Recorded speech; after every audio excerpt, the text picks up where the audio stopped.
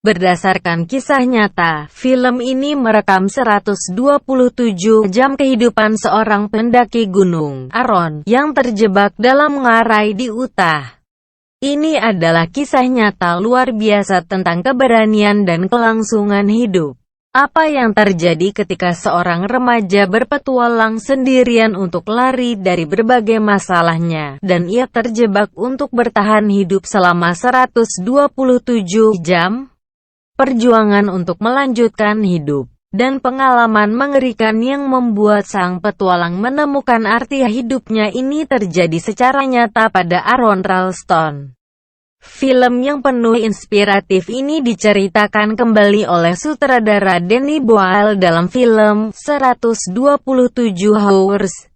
Pemerannya aktor tampan James Franco. Walau dirilis pada tahun 2010, tapi film yang mendapat 6 nominasi Academy Award ini benar-benar menginspirasi banyak anak muda. Tidak hanya untuk lebih menghargai kehidupan dan keluarga, tapi juga untuk lebih optimis dan cerdas dalam bertahan hidup walaupun sudah berada di ujung kematian.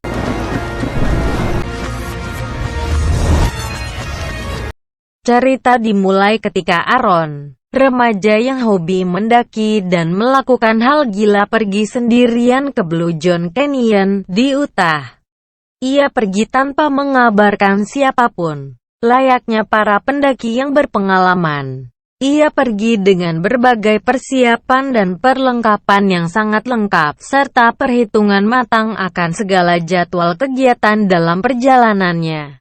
Satu hal dia lupa, pisau Swiss Army tajam andalanya yang tidak terbawa tertukar dengan pisau lipat kecil yang tumpul. Di tengah perjalanan Aaron bertemu dengan 2 pendaki wanita, Megan dan Christy, dan mereka pun berkenalan. Kemudian Aaron mengajak mereka ke suatu tempat yang sangat indah. Mereka berjalan di bebatuan sempit. Tiba-tiba Aaron menjatuhkan diri ke bawah bebatuan.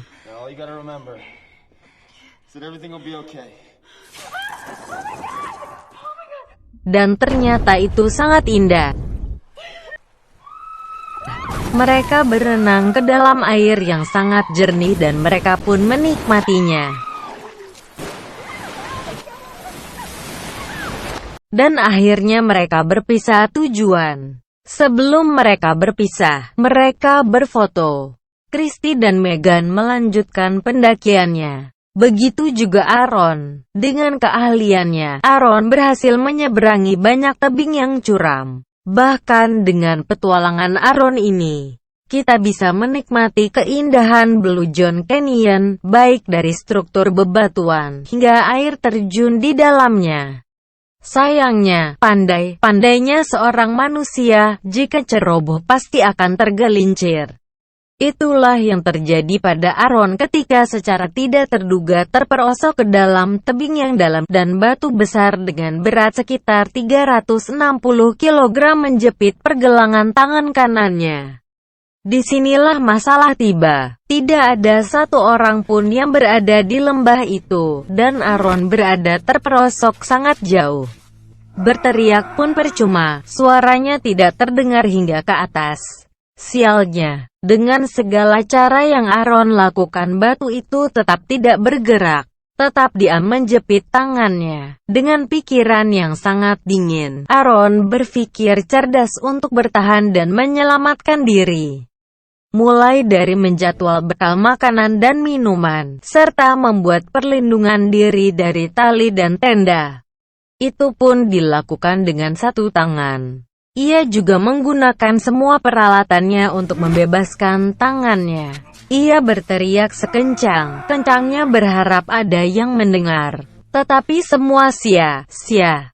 Ketika malam tiba, Aaron mulai mempersiapkan peralatan untuk tidurnya, dengan keadaan tangan masih terjepit batu. Dan suhu juga semakin dingin. Aaron tetap berusaha untuk tetap hidup dan bertahan. Sayangnya, segala cara dilakukan tidak juga berhasil. Aaron hampir menyerah dan merasa hidupnya hanya sampai di sini. Ia kemudian teringat kepada mantan kekasih dan semua keluarganya. terutama ibunya yang terus-menerus mengkhawatirkannya. Rasa bersalah pun muncul. Ia bahkan sempat mengalami delusi dan halusinasi. Air minumnya juga mulai habis sehingga Aaron terpaksa meminum air seninya sendiri untuk tetap bertahan hidup. Luka di tangannya mulai membusuk dan badannya semakin lemah.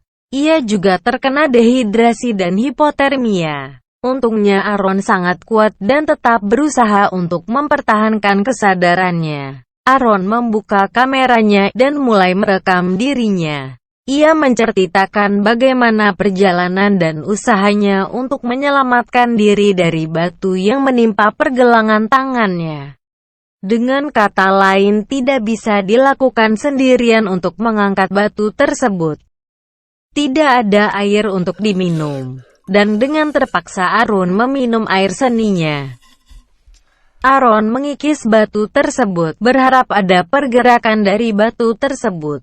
Tetapi hasilnya tidak ada. Aaron mengambil tali dan mengikat tangannya. Ia memotong tangannya, tapi ternyata pisau yang digunakannya tumpul, dan akan sangat menyiksa jika digunakan untuk memotong tangannya. Kemudian Aaron teringat akan kenakalan remaja yang pernah dia perbuat. Tiba-tiba Aaron terkejut karena ada suara petir yang sangat kuat. Ia senang dan berharap dapat menampung air hujan tersebut untuk jadi simpanan air persediaannya. Tapi karena air hujan yang turun terlalu deras membuat tempat air minumnya jatuh. Dan Aaron pun tenggelam karena air hujan tersebut tergenang sehingga tangan Aaron berhasil keluar dari batu tersebut. Ia pun berlari menuju mobilnya dan pergi ke rumah mantannya dan meminta pertolongan.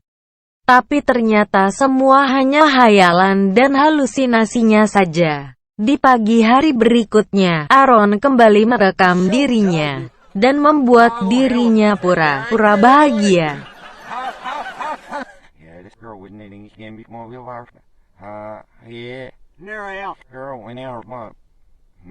Ternyata pura-pura bahagia itu menyakitkannya, guys. Hahaha, tidak ada jalan lain. Satu-satunya cara bagi Aaron adalah memotong pergelangan tangannya. Ia menyiapkan segala peralatan yang bisa digunakan. Sayangnya, ia salah membawa pisau lipat. Dengan terpaksa Aaron menggunakan pisau lipat tumpul untuk memotong tangannya. Akhirnya ia mengikat bagian pergelangan tangan yang siap untuk dipotong, dan ditusukkannya pisau tumpul itu ke dalam daging tangannya. Rasa sakit tak tertahankan dari sayatan-sayatan kecil sangat menyiksanya, tapi Aaron tetap bertahan. Aaron kembali merekam dirinya dan mulai menceritakan keadaan diri yang ia alami. Sambil berhalusinasi dengan semua orang terdekatnya, termasuk keluarganya dan mantan pacarnya. Akhirnya, dengan penuh perjuangan dan penekatan ia berhasil memotong tangannya. Aaron langsung meloncati lembah untuk segera keluar dari tempat ia terjebak. Namun tak kunjung menemukan orang yang bisa menolongnya. Ia hanya menemukan genangan air kotor yang digunakannya untuk minum dan mencuci muka. Beruntung ada sebuah keluarga yang lewat dan membantunya. Di sanalah akhirnya Aaron mendapat pertolongan. Aaron meminta air kepada mereka dan menceritakan kondisi yang dia alami saat ini. Tak lama datanglah bantuan helikopter dan langsung membawa Aaron untuk segera ditolong. Aaron sendiri kini telah menikah dan tetap menjalani kehidupannya sebagai pendaki profesional walau dengan satu tangan.